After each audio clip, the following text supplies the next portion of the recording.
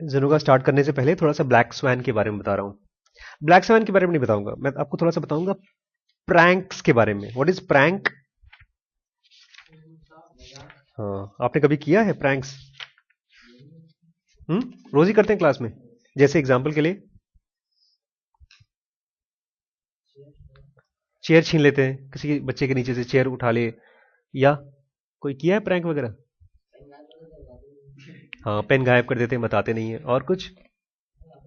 चलिए ठीक है। बोलता है, say that a prankster surprises him one day by surreptitiously sliding thin feather, नहीं शुरू से करते हैं, 1001 ways one day, or how not to be a sucker.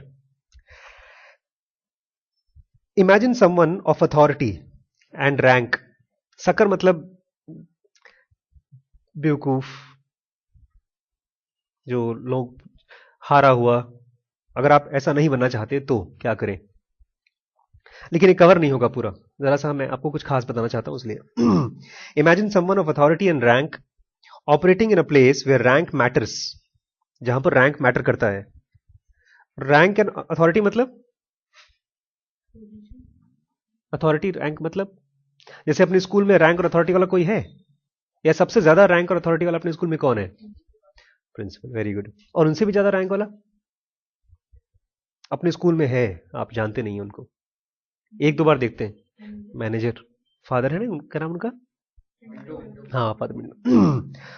से अ गवर्नमेंट एजेंसी और अ लार्ज, अरे यार ये तो भूतिया है। तो someone of authority, let's say a government agency or large corporation. He could be a verbose political commentator in Fox News, किसी बड़े न्यूज में कोई बड़ा कमेंट्रेटर, और the chairman of a company discussing bright future ahead, किसी बड़ी company का chairman, और अ प्लेटोनिक मेडिकल डॉक्टर, कोई बहुत बड़ा मेडिकल डॉक्टर, और हार्वर्ड बिजनेस स्कूल प्रोफेसर, कोई बड़ा सा professor. Say that a prankster surprises him one day by surreptitiously sliding a thin feather up his nose during the moment of relaxation. वो relax कर रहा है और एक प्रैंकस्टर ने चुपके से फेदर लिया, फेदर जानते हैं, और उसके नाक में डाल दिया। How would this his dignified pompousness, dignified मतलब इज्जत, इज्जतदार, pompousness मतलब, फिर से बोले, pompousness मतलब घमंड, उसका जो इज्जतदार घमंड है, फेयर आफ्टर द सरप्राइज, तो क्या होगा उसको? हाँ, मतलब ही सेइंग, लोग जो घमंड करते हैं ना, वो उसको इज्जत के साथ करते हैं। मतलब ये कि अगर आप किसी डॉक्टर के पास जाएं और उनसे आप फ्रेंडली होने की कोशिश करें, तो आपको दिखाई देगा एक घमंडी है, लेकिन वो दिखाएगा कि नहीं नहीं, लोग बोलते हैं वर्क प्लेस पे कोई बदमाशी नहीं, कोई टाइम पास नहीं। लेकिन अगर आप कोई जेन्युइन क्वेश्चन भी पूछते हैं, तब भी आपको घमंड के मारे दबा देंगे, चुप रहो, बाद में मिलना। अगर आप क्वेश्चन पूछ रहे हैं और उसका आंसर मुझे नहीं आता, तो मुझे आपको बोलना चाहिए ना कि यार मुझे नहीं समझ में आ रहा है। लेकिन ये बताने के बजाय टीचर्स क्या करते हैं? चुप रहो, इतना भी नहीं आता तुम्हें। हम लोग ये करते थे। फर्स्ट सेकंड थर्ड ईयर में एमबीबीएस पास होने के बाद जब मुझे पढ़ाना पड़ता था, तो मैंने दो तीन ये कर रखा था। पहले तो मैं हड़काता था, बाद में कोई क्वेश्चन किसी ने मुझसे पूछ लिया और मुझे नहीं आता उसका आंसर, तो मैं बोलता था गुड क्वेश्चन, चलो तुम कल कल सोच के आओ, तुम्हें नहीं आएगा तब बताऊंगा। और इस एक दिन में मैं क्या करता था? खुद जाके खोजता था उसका आंसर। तो पॉम्पुअसनेस को क्या हो जाएगा उसको? बोलता है, I confess having developed an incorrigible taste for this kind of prank. इस तरह के जो प्रैंक्स होते थे उसके लिए मुझे बड़ा बहुत टेस्ट था, मैं बहुत स्वाद लग गया था मुझे करने के लिए। Prank during my first sleep way summer camp, में समर कैंप में पहली बार ऐसा प्रैंक किया था। Introduced into a nostril of sleeping camper, nostril मतलब नाक, उसके नाक में मैंने फेदर डाल दिया। A feather would induce sudden panic, feather डाल के क्या होता है, एक सडन पैनिक इंड्यूस हो जाता है। I spent part of my childhood practising variations in the prank, मैंने अपने बचपन का बहुत हिस्सा कैसे प्रैक्टिस किया है, अलग अलग टाइप के प्रैंक्स कर सोच सोच के। In a place of thin feather you could roll the corner of a tissue, tissue paper, to make it long and narrow, एक लंबा सा टिश्यू पेपर करके उसके लंबे गहरे में नाक में डाल सकते हैं आप। An equally effective prank would be to drop an ice cube down someone's collar when he expects it least. जब एक्सपेक्ट नहीं कर रहा तो बर्फ डाल दो, ठीक है, ये भी किया हम लोगों ने. Say during the official dinner के समय. I had to stop these pranks as I got deeper into adulthood. जैसे जैसे मैं बड़ा हुआ adulthood में, मुझे ये सब pranks क्या करना पड़ा? बंद करना पड़ा. But I am oftenly involuntarily hit with such an image when bored out of my wits. लेकिन अभी भी involuntary मतलब voluntarily मतलब ना, वो तो वॉलंटरी होता है. हाँ, पैसे, वेरी गुड, ठीक ठीक. वॉलंटरी मतलब पैसे के साथ. लेकिन इनवॉलंटरी मतलब क्या होता है? यहां पर वॉलंटरी का मतलब अलग हो जाता है और इनवॉलंटरी का मतलब और भी अलग हो जाता है. जो बताएगा उसको 2 रुपए का चॉकलेट. क्यों भाई शिवेंद्र? वॉलंटरी, इनवॉलंटरी मसल्स किसी ने सुना है? इनवॉलंटरी मसल्स बॉडी में होते हैं. कौन से? हाँ बिल्कुल. कि जैसे एग्जांपल के लिए हार्ट मसल्स. तो बोलता है मेरे भी दिमाग में कभी कभी भी, आजकल भी जब मैं बड़ा हो गया हूं, फिर भी मुझे कभी कभी ध्यान आ जाता है, इनवॉलंटरी प्रैंक्स करने का मन होता है. खासतौर से कब? When I am bored with my wits in meeting with serious looking business person wearing dark suits and standardized minds, theorizing, explaining things, talking about random events with plenty of because. जब बड़ी बड़ी meeting होती है और boring meeting होती है, कुछ काम की चीजें नहीं होती है, तब आई जूम इन, मैं एकदम जूम इन कर लेता हूं, जैसे जूम इन करते हैं ना, zoom in on one of them and imagine a ice cube sliding his back. उसको मैं इमेजिन करता हूं, उसके पीछे अगर आइस क्यूब डाल दिया तो क्या होगा. It would be less fashionable, इससे थोड़ा कम फैशनेबल होगा आइस क्यूब से. क्या चीज? दो सर्टनली मोर स्पेक्टेकुलर, लेकिन ज्यादा अच्छा रहेगा, लेकिन थोड़ा सा कम सोफिस्टिकेटेड होगा, लेकिन ज्यादा मजेदार होगा. If you put a living mouse there, ice के बजाय क्या डाल दें? Living mouse. दो certainly, sorry, particularly if the person is ticklish, और खासतौर से जब वो पर्सन क्या है? टिकलिश है. टिकलिश मतलब गुदगुदीदार, उसको बहुत गुदगुदी होती है. टिकल मतलब गुदगुदी करना. And is wearing a tie which would block the rodent's normal route of exit, जिसकी वजह से जो रोडेंट है, रोडेंट मतलब चूहा, उसको बाहर निकलने का रास्ता नहीं मिले. ऐसे जगह पर जब चूहा डालोगे, इसके बगल में एक स्टार लगा दिया उसने और नीचे लिखा है इसने, I am safe since I never wear ties. ये प्रैंक्स था, लेकिन जो मुझे आपको बताना था वो अब आ रहा है. Pranks can be compassionate. Pranks क्या हो सकता है? कंपैशनेट मतलब फायदेमंद, बुरा नहीं. कंपैशन, दया. जब आप प्रैंक्स करें तो बहुत बार दया के साथ भी प्रैंक्स कर सकते हैं. कैसे?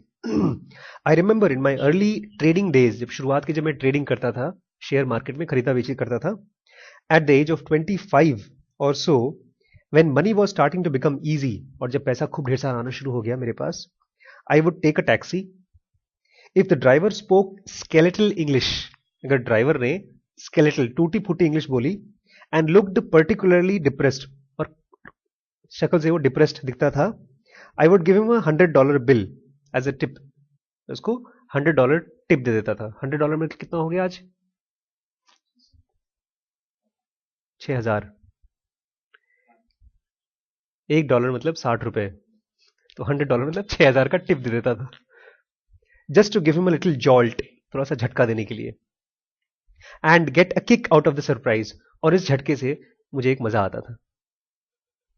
आई would watch him unfold the bill, मैं उसको देखता था ध्यान से वो जब बिल खोलता था, and look at it with some degree of consternation, और जब वो देखता था उसको आंखें चौधियाई आंखों से. ब्रैकेट में लिखते हैं $1 million certainly would be better. $100 से तो बेटर होगा कि उसको मैं कितना दूं? $1 million. But that was out of my within my means. मेरे बस में इतना पैसा था नहीं. It was also simple hedonic experiment, ये तरह का एक्सपेरिमेंट भी था. I felt elevating to make someone's day with the trifle of $100। मुझे बड़ी खुशी होती थी कि मैंने किसी आदमी की जिंदगी में कोई बहुत बड़ा खुशी दे दी 6,000 रुपए देकर के। नॉर्मली 6,000 रुपए देकर हम किसी और की खुशी नहीं दे पाते, अपने आप को खाली खुशी देते हैं। बोलता है आई इवेंचुअली स्टॉप्ड, बाद में इस चीज को मैंने धीमे धीमे बंद कर दिया। क्यों? Because we all become stingy and calculating. हम सब स्टिंजी हो जाते हैं, कंजूस और कैलकुलेटिंग हो जाते हैं। When our wealth grows and we start taking money seriously. जब हमारा पैसा हमारे पास बढ़ता है, अमीर बनते हैं और पैसे रुपए को हम बहुत सीरियसली लेना शुरू कर देते हैं। ये मैंने इसलिए सुनाया आपको ताकि प्रैंक्स के बारे में आप सब प्रैंक्स जब लें करें तो कोशिश करें कि अच्छे वाले प्रैंक्स करें, लोगों को परेशान करने वाले प्रैंक्स ना करें। आप चाहें तो मुझे पैसा दे सकते हैं और मैं खुशी खुशी ले लूंगा उनको। अब जेनोगा। जेनोगा है क्या? जेनोगा एक तरह की साइंस है जिसकी प्रैक्टिस से आपका एवोल्यूशन हो सकता है। एवोल्यूशन मतलब विकास, समझना नहीं, अंडरस्टैंडिंग नहीं, विकास। अंडरस्टैंडिंग रिवर्सिबल भी हो सकती है, कोई चीज समझ गए बाद में कंफ्यूज हो गए। एवोल्यूशन रिवर्सिबल नहीं होता। आप अब वापस 5 साल के बच्चे नहीं हो पाएंगे, आपका विकास हो चुका है, 15 साल के बच्चे हो चुके हैं।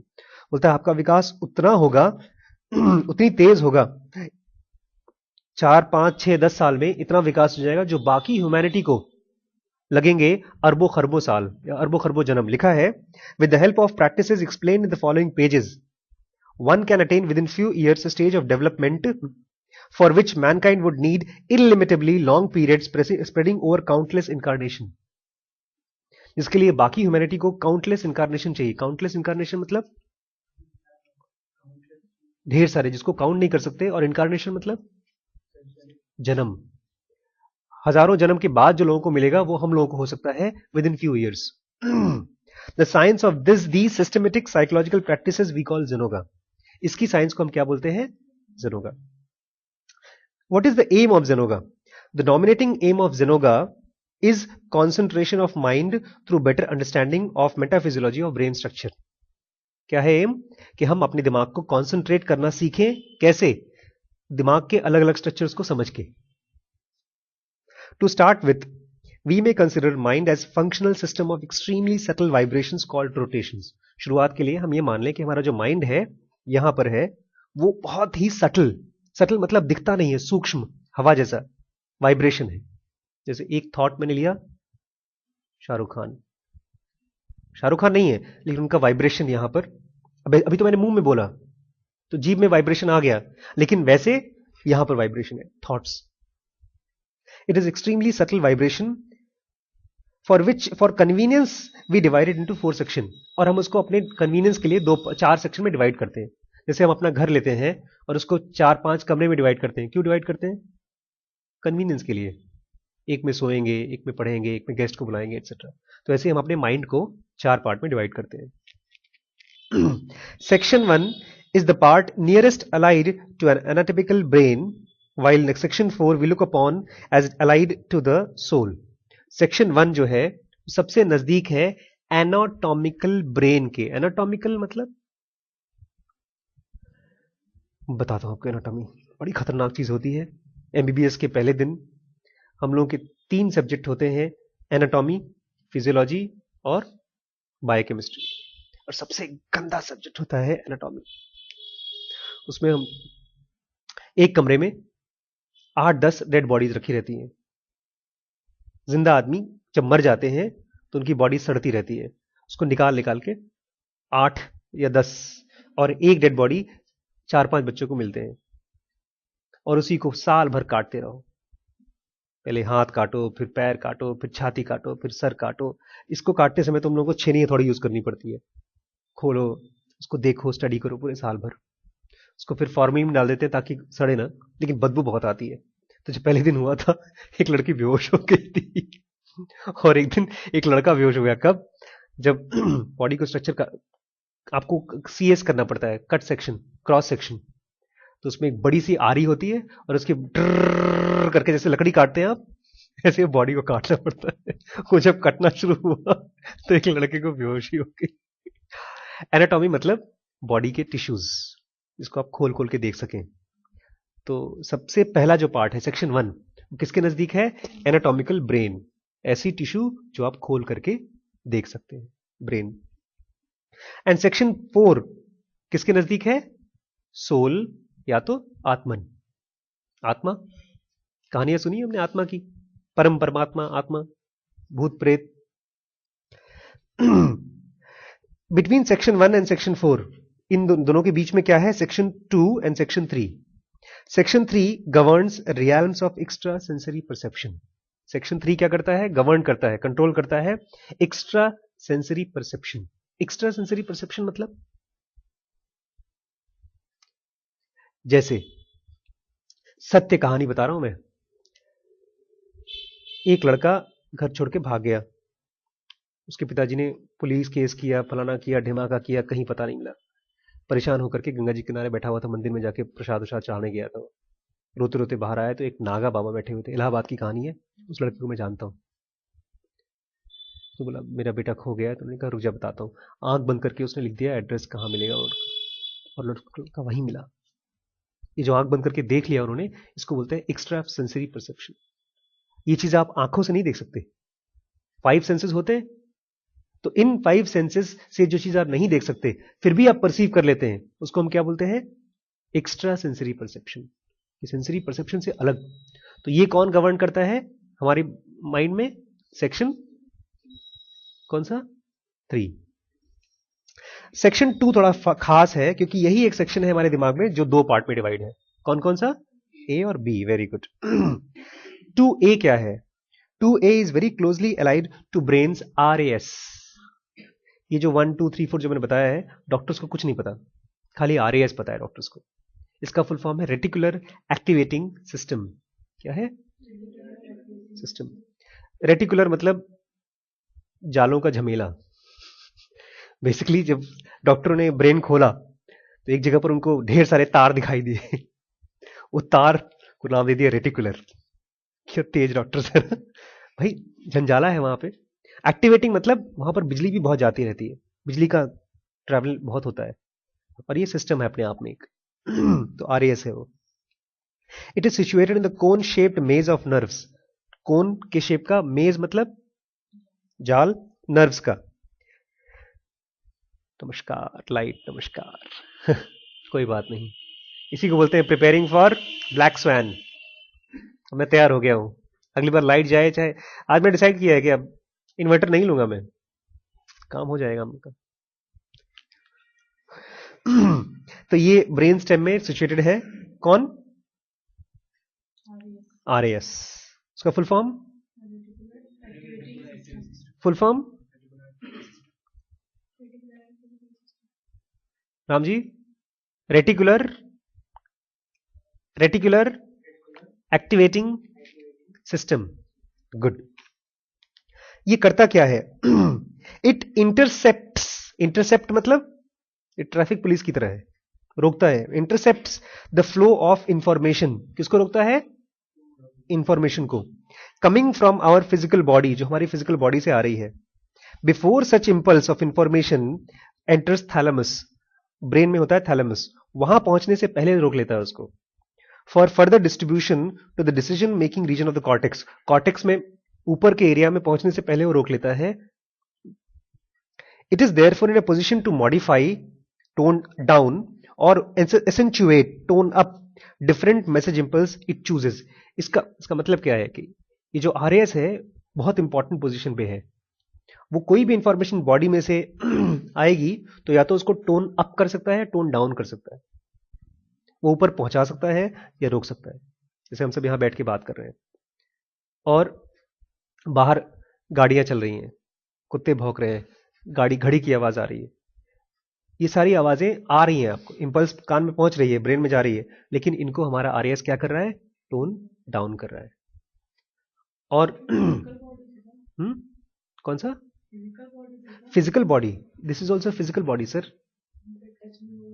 टच, आईज, आप हमारे स्किन की जो कपड़े पहन रखे हैं, आपने अंडरवेयर पहन रखा है, पता चल रहा है अंडरवेयर पहन रखा है, लेकिन नहीं पहनेंगे तो मालूम पड़ जाएगा, अरे सर मजा नहीं आ रहा है। लेकिन अगर अंडरवेयर नहीं पहना आपने और एग्जाम है, नहीं पता चलेगा आपको। क्यों? क्योंकि उस समय एग्जामिनेशन पेपर फेल होने वाले हैं, वो टोन अप हो जाएगा। इसीलिए होमवर्क जब नहीं करते आप तो क्लास में जाने का मन नहीं करता, क्योंकि आपका आरएएस होमवर्क नहीं किया उस इंपल्स को टोन अप कर देता है। अरे अब सर क्या करेंगे, हो सकता है पीटेंगे, हो सकता है शिकायत करेंगे, यहां इतना टोन अप कर देता है कि हार्ट बीट बढ़ जाती, बुखार हो जाता है। आरएएस इसलिए बहुत इंपॉर्टेंट पोजीशन पे है। और वहीं पर अगर आपको डीप मेडिटेशन करना हो, धीमे धीमे उस सारे इंपल्स को टोन डाउन कर सकता है। It is therefore in a position to modify. Sorry, it can because it has profuse neural connection with hypothalamus. चूंकि इसका कनेक्शन हाइपोथैलेमस से है,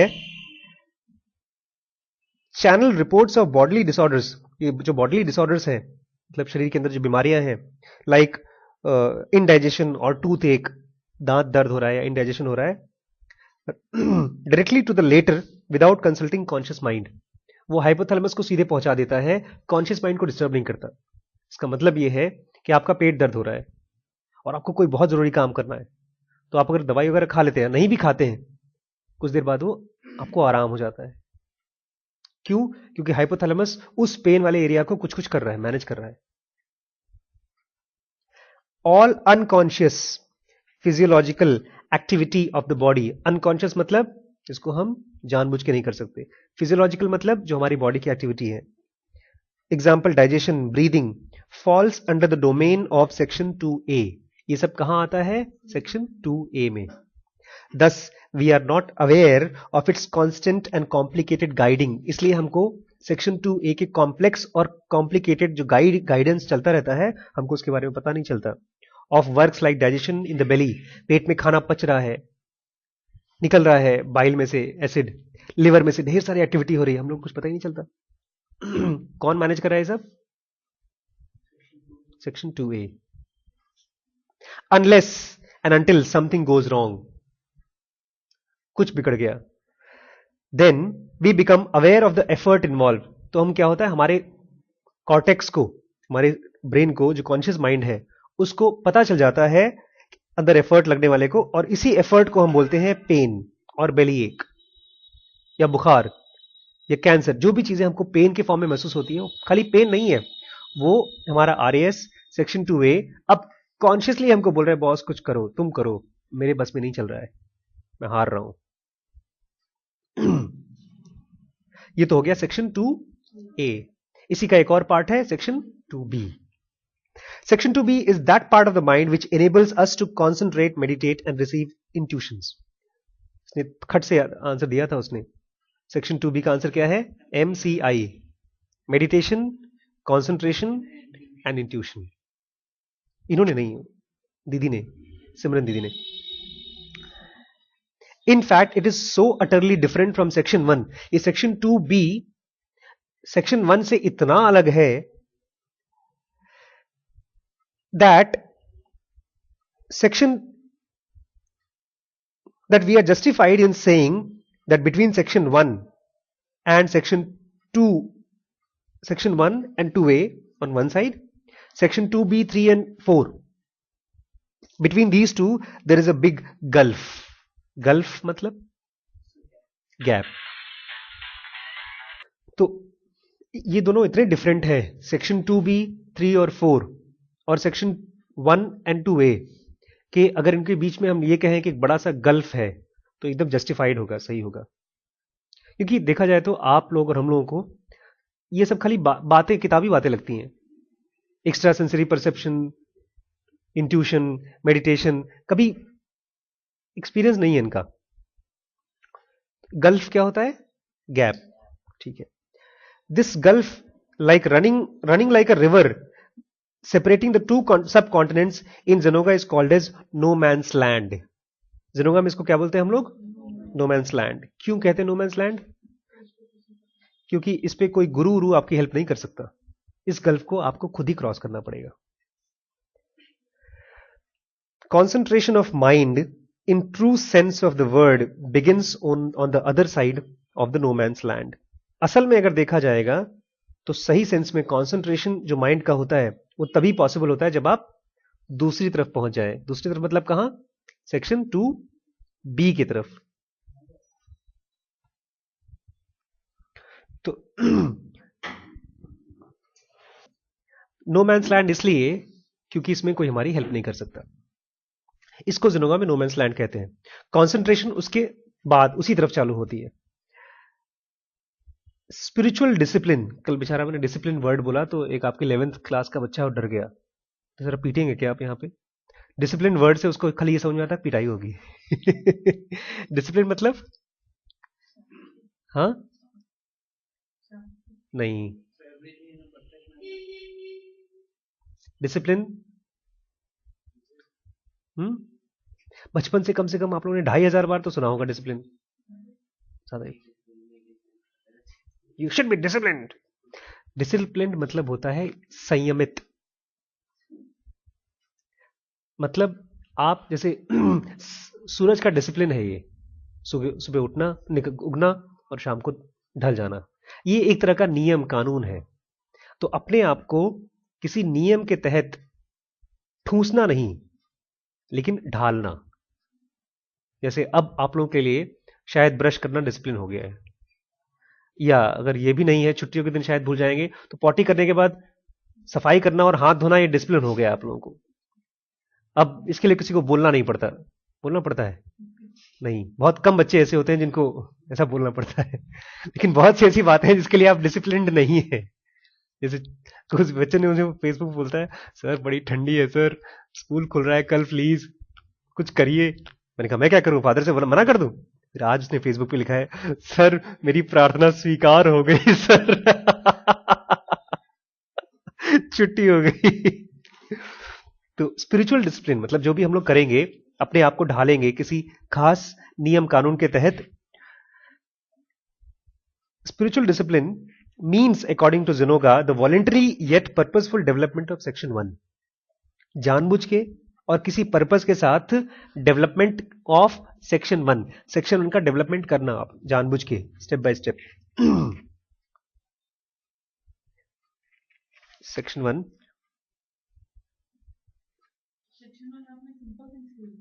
अभी सेक्शन 1 हमने बात नहीं की है। सेक्शन 1 तो ये जो माइंड है ना, ब्रेन, एनाटॉमिकल ब्रेन, वो है। सेक्शन 4 आत्मन। Section 3 extra sensory perception. Section 2 2A RAS और 2B कंसंट्रेशन, मेडिटेशन, इंट्यूशन। और सेक्शन 1 अब आ रहा है, थोड़ा सा करके फिर मैं बात करूंगा आज। Development of section 1 so that we can cross no man's land and reach section 2. Thus, and the stage when you reach section 2 in Zenoga is called as critical certain stage, for short CCS. CCS बहुत important word है। CCS मतलब critical certain stage. आप लोग, ये actually word इसलिए important मेरे लिए है, ये वर्ड मुझे बहुत दिनों बाद ने राहत दिलाई। पहले मैं इस वर्ड के लिए समझता था एनलाइटनमेंट। लोग बात करते हैं कि जीसस क्राइस्ट को क्रॉस पर एनलाइटनमेंट हुआ। एक कहानी यह है कि जीसस क्राइस्ट जब तक क्रॉस पे चढ़े थे, उनको जब मारा गया था, तब तक वो एनलाइटन नहीं थे। वहां जाने के बाद एनलाइटन हुए थे। उनको कुछ एक्सपीरियंस आया था कुछ। ऐसे ही गौतम बुद्ध जो थे 9 साल या शायद 12 साल तक ध्यान व्यान करते रहे। 12 साल बाद उनको बोधि सत्व एक पेड़ था, उसके नीचे बैठकर एनलाइटनमेंट हुआ। ऐसे ही भगवान राम का 14 साल की उम्र में एनलाइटनमेंट हुआ। तो ये वर्ड एनलाइटनमेंट आप जब थोड़े बड़े होंगे और आध्यात्मिक किताबें पढ़ेंगे तो इतना भारी भरकम करके बना दिया है कि आपको लगेगा हाय राम, मैं तो कभी नहीं, ये सब तो महान महान लोगों की चीज है। और आप डर जाएंगे, मैं भी डर गया था। फिर कोशिश भी करता रहा था एनलाइटन होने की, और तमाम तरह की नौटंकी मैंने की। सीसीएस जो है एनलाइटनमेंट नहीं है। सीसीएस मतलब आपका ब्रेन सेक्शन 2 के पास पहुंचेगा और आपका ब्रेन अलग तरीके से काम करना शुरू कर देगा। आप कोई महान ज्ञानी चमत्कारी के लोग, पैर टूटा हुआ चल के आ रहा है, आप उसको छू दे, वो चलना शुरू कर दे, आप ईसा मसीह नहीं बन जाएंगे, आप नानक नहीं बनेंगे, लेकिन आपका ब्रेन किसी और लेवल पर पहुंचना शुरू कर देगा, कुछ और करना शुरू कर देंगे आपके ब्रेन से। बस 5 मिनट और, ठीक है। Our task in Zenoga is to reach CCS. From there on, spiritual progress is automatic and effortless. जब सीसीएस में पहुंच जाएंगे तब आपको जो भी होगा वो सब ऑटोमेटिक होगा और एफर्टलेस होगा, उसमें आपको एफर्ट की फीलिंग नहीं आएगी, मेहनत नहीं करना पड़ेगा। And it will be quite free from dos and don'ts. तब आपको अपने आप को ये नहीं बताना पड़ेगा ये करना है ये नहीं करना है लाइफ में, सुबह उठना है शाम को नहीं, दोपहर को नहीं सोना है, etcetera etcetera. All four sections of the mind, if they are one coordinated integral whole, then we can say that there are 7 centers distributed in 4 sections. Sections तो हो गए कमरे, उसके अंदर में सेंटर्स हैं। तो सेक्शन 1 में 4 सेंटर्स हैं। सेक्शन 2A को छोड़ दीजिए क्योंकि हमारी बॉडी को कंट्रोल करता है अनकॉन्शियस को। 2B में 1 सेंटर है, सेक्शन 3 में 1 सेंटर है, सेक्शन 4 में 1 सेंटर है। टोटल कितने सेंटर हो गए? 7। और इन सेंटर्स का नाम क्या है? I centre, E centre, S centre, M centre. और सेक्शन 2B में उसका नाम है इंट्यूशन सेंटर। और सेक्शन 3 में जो है उसका नाम है पैरामेंटल सेंटर। और सेक्शन 4 में जो centre, 7 centre, is called as transcendental centre.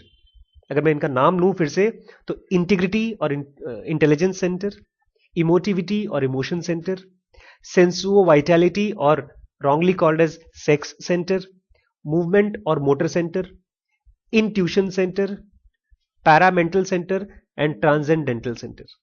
ये 7 सेंटर्स हैं जो कि डिस्ट्रीब्यूटेड है कितने सेक्शंस में? 4 सेक्शंस में।